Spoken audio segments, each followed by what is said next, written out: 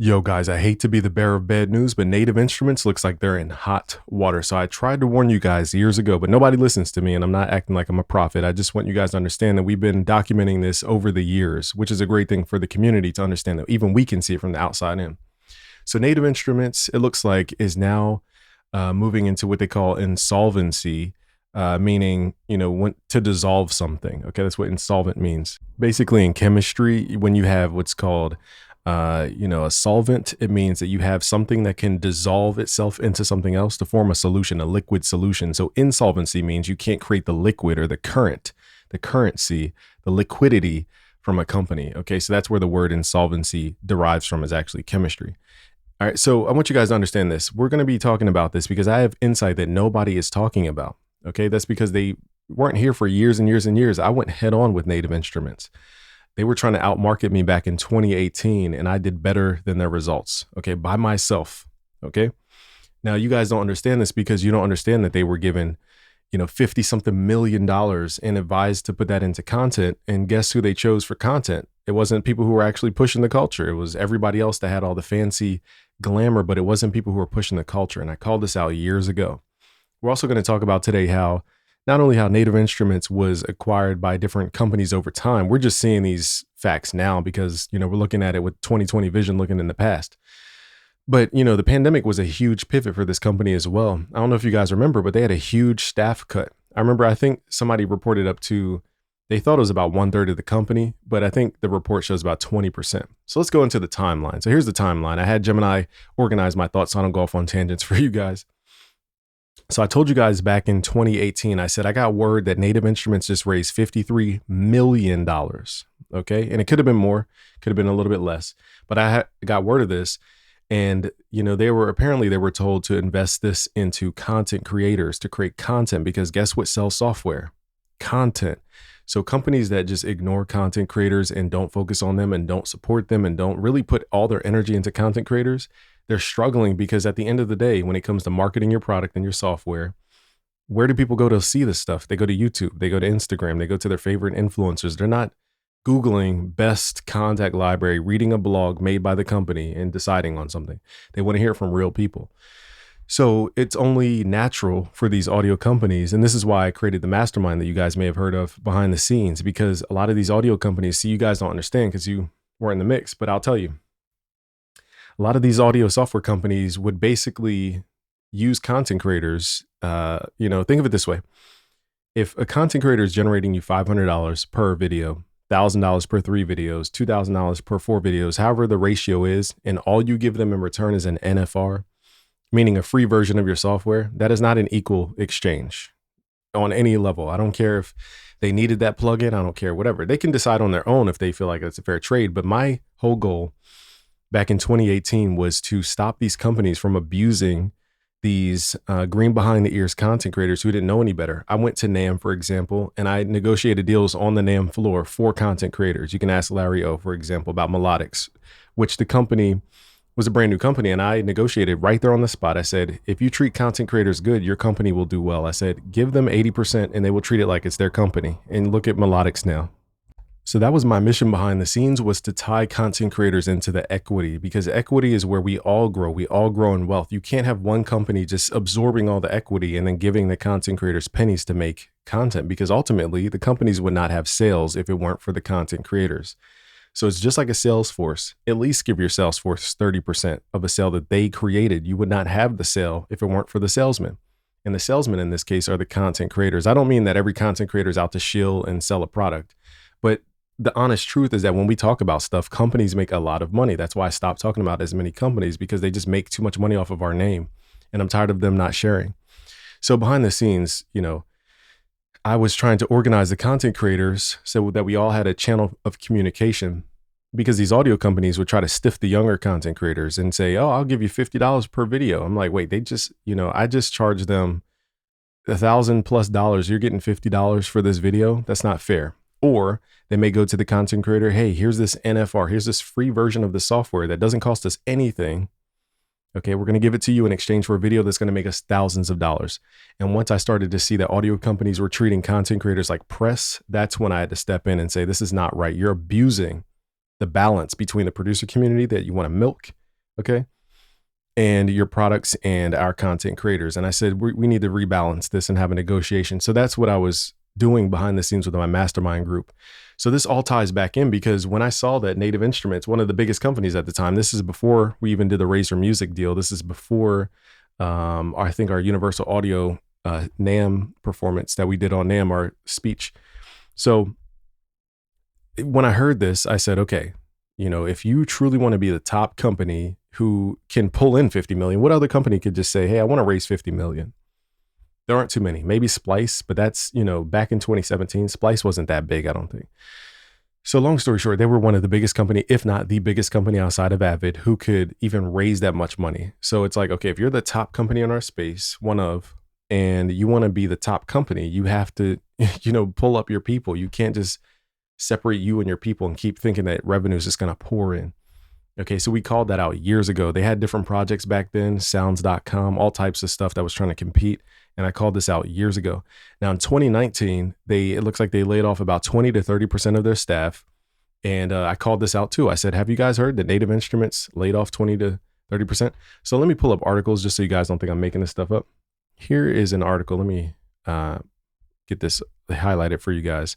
So here is from ask.audio. It says Native Instruments receives $59 million investment to take services and products to the next level. Okay. It's one thing to invest in the products and the whole NKS ecosystem. That's great because the one moat that Native Instruments has, a moat is something that is defensible against competition. So the one moat that they have is their hardware. Okay. So basically, you could crack the plugins all day long. You can't fake hardware. You can't fake a Native Instruments, 88 key keyboard. You have to have manufacturing. You have to have, scalability. You have to have a lot of things for that to even work. So that was their one moat for Native Instruments. That it's almost like Apple. Like Apple, the reason Apple is so good is because it's not only the software. They own the phone. They own the hardware. But just reading this highlight, it says with a massive $50 million investment, and Native Instruments announced by the EMH partners.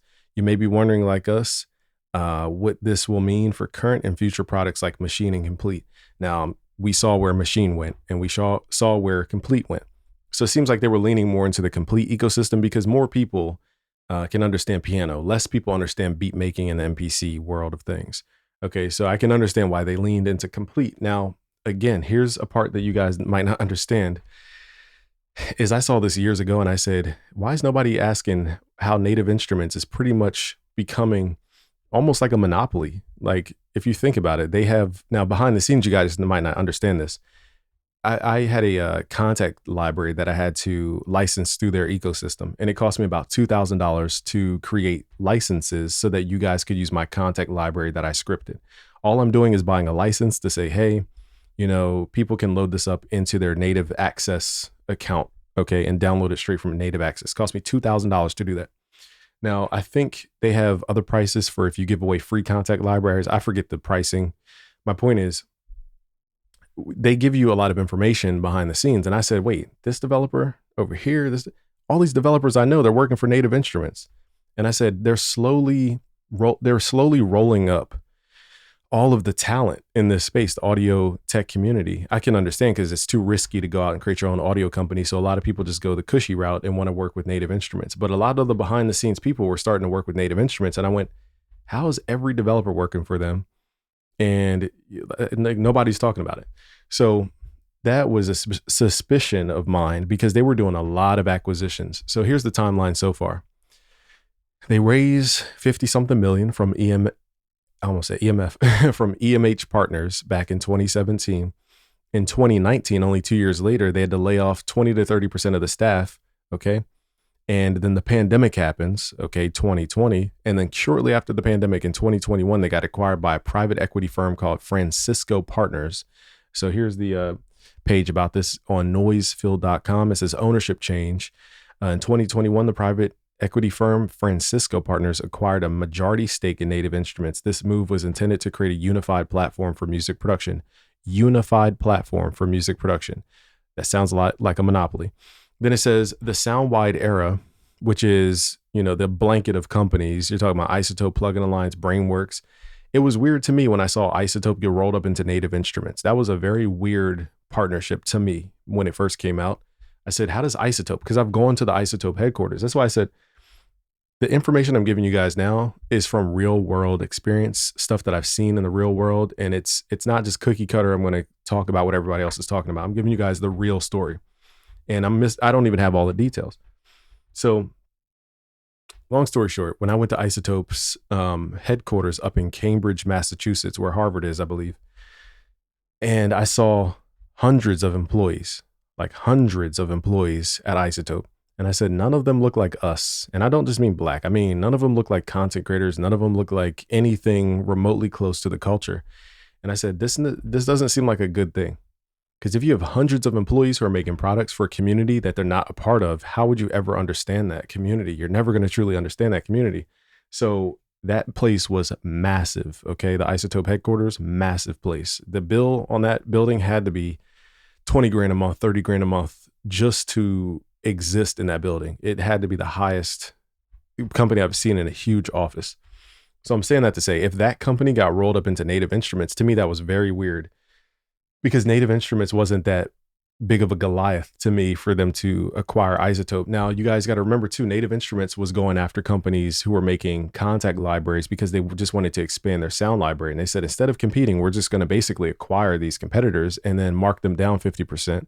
They were in a very aggressive acquisition game. I don't know if you guys remember that, but they had a ton of contact libraries from all these different companies marked down 50%, 40% off. Basically, you're just diluting your enemies. Okay. And so, and getting them out the way, making them more of a monopoly, seeming monopoly. So here we have at CDM, it says here, Berlin, August 29th, 2019. It says Native Instruments, the world's leading provider of software and hardware for computer-based music production, announced today a plan to centralize their global business operations, which includes a headcount reduction of 20%. So here's the beginning of their cutting the bloat, if you want to call it that. And that was, a decision made just before the pandemic. And then you see this consolidation with all these different companies, Isotope, Plugin Alliance, Brainworks, Native Instruments. And to me, that was a very weird thing. It just didn't feel natural. I don't know if you guys had an inkling about that, but to me, the roll-up just didn't feel normal. It just felt very contrived, very forced. So in 2022, it says here on my timeline that that's when they officially merged with Isotope and Plugin Alliance. And then you started seeing this weird login, and to log into one site, you had to log into your Native Instruments account, and then to, access all your stuff. It was so confusing. I was like, why are they putting everything under one roof? It's like, it doesn't make it easier, in my opinion. And that's just my opinion. Now here we have another article. This is at Music Radar. It says here, I think the headline, it says, so here's the current headline. Native Instruments is in preliminary insolvency. An admin has been appointed for the brand behind the likes of Machine, Tractor, Massive, Contact. Okay, and then I highlighted this part. It says that time period has also seen the company acquire two significant software brands, Isotope, known for the likes of Ozone RX. Now, some people claim that Isotope's not really evolving, but it's so good that it doesn't really need to evolve. The problem is we as music producers are looking at it from a music producer community perspective. But you guys have to remember, Isotope, when I went to their headquarters, the first thing you see in there is their Emmys. Okay, Emmys come from TV, so the majority of their customer base isn't necessarily from music production. It could be from the film industry. Okay, so where they have TV shows and the huge budgets to pay for $1,000 software like Isotope, Ozone, and RX, and different things like that. So I think we look at everything through a silo, a very small tunnel view. Okay, and Plugin Alliance, it says the brands were initially merged under an umbrella brand name called Soundwide. Now, personally, Soundwide just never made sense as a consumer. It just never made sense. It just was very convoluted and messy, in my opinion, before all being brought under the Native Instruments brand name. Now, I'll tell you guys this as a content creator who, I have good relations to people over at Soundwide. This is not a personal attack on them or how the business is run. I hope they succeed. What I want to acknowledge here is, they send us emails when new stuff's coming out. And when the new stuff was coming out, it'd be like 4 plugins in a row. And then like the next week, 4 more plugins in a row. The next week, 4 more. I'm like, how many plugins are y'all releasing? Y'all releasing like 1,000 plugins.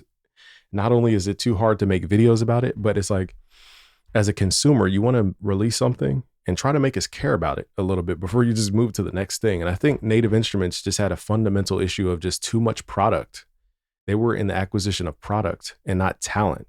And I think that's where they probably made the mistake, because they're not thinking about how does money come into the company. Content creation, marketing, start there. Acquire content creators, support them first, then worry about expanding your string selection. Like, that's not, because there's a lot of string libraries out there, worth $300, $800, but music producers can't afford it. And we don't even know that they exist because the content creators don't talk about them.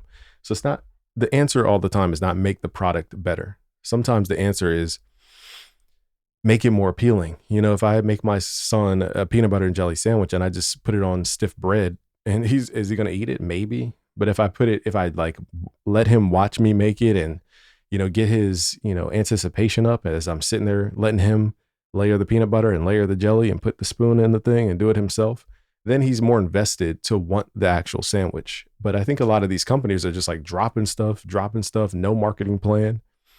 And then thinking on top of that, the content creators that they swerved back in the day, when we were probably the best investment for these companies, the content creators they swerved, they gave it to your favorites, the glamour people, but they didn't give it to your folks.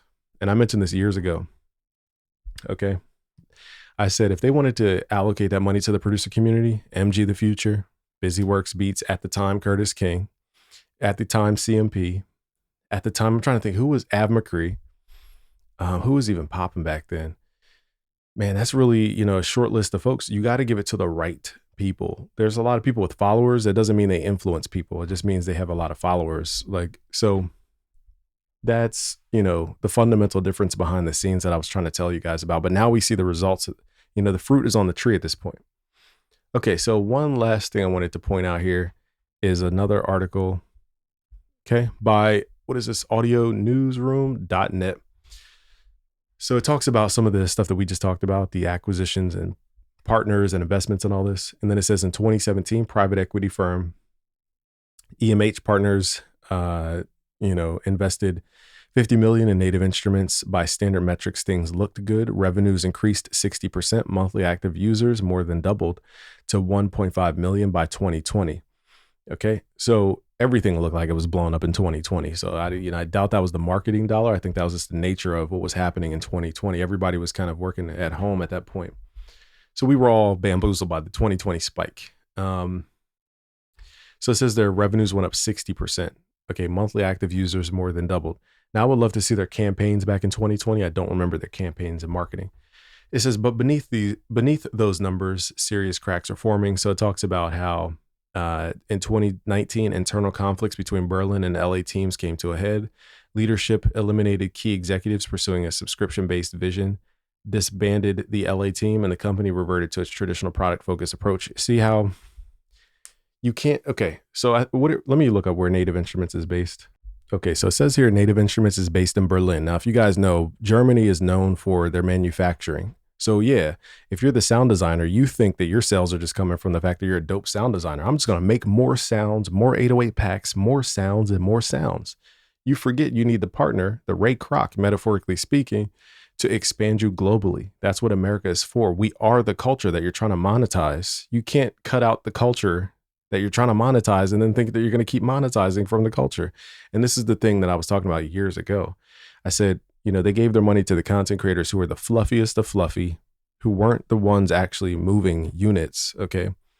And, no shame to those creators. It's just they picked really poorly the creators that they supported. And personally, like I said, they have a mode of hardware. You don't need to go, hey, let's invest in R&D and let's roll out thousands of more keyboards with this money to secure a moat when they already had the moat. Sometimes it's about just putting out something, okay, getting more people to care, and then you ask everybody, hey, what's next? So I think, honestly, this sounds like the leadership at Native Instruments is just really full of themselves, thinking that their product was the thing that was the thing selling their products. It was Deadmau5 or Skrillex? Forgive me, I always mix those two up. Forgive me, y'all. I know they don't look alike, but I forget who was using Massive back in the day. He's the one who made Massive poppin'. Okay, the synth plugin. Okay, you're talking about The machine, okay, DDS made the machine pop in. Let me look up a couple machine people. I'm just going to read from the list of results. So I don't know who exactly was really heavy on machine back then, but it says accurate beats. We got Bolo, I see in the thumbnails here. So I remember DDS was heavy on the machine. There were people who were like super dedicated to the machine. Okay. And yeah, Native Instruments got views by themselves, but that's not what makes it cool enough to want people to play multiplayer. It's one thing for, Rockstar Games to just make a game. It's another thing for people to want to play the multiplayer, which is what music is. It's a multiplayer game. Av McCree has a video on Machine from years ago. I want to say MG the Future covered Machine. I think he even came from a whole channel called Machine Masters. I think, was that what it was called? Machine Masters? You guys should let me know in the comments below. There's a whole channel about the machine. So it's like, if they ignore the people who literally put them on and then think they're going to survive another 10 years, like, it's not, the math ain't mathin', is my point. So I just wanted to give you guys a different perspective. I didn't even know half this information was public. I thought I had to keep my mouth closed about the 50 million they raised. Turns out this is a public article right here. So I'll leave all these articles below. I just want you guys to not bash the company, Native Instruments, not ditch them. And in fact, my next video I'm going to make here is going to be using the free libraries from Contact that are really good. I'm going to make a video about that in a second. But I guess ultimately, what's the ending of this? Personally, I just feel like this is a message to all audio companies to really invest in content creators. They are the ones keeping your companies alive. Your product is not keeping the company alive. It is not about your product. It is about the content creators who make your product relevant. All right, guys. So subscribe if you're new. It's Game from BusyWorksBeats.com. Peace out, guys.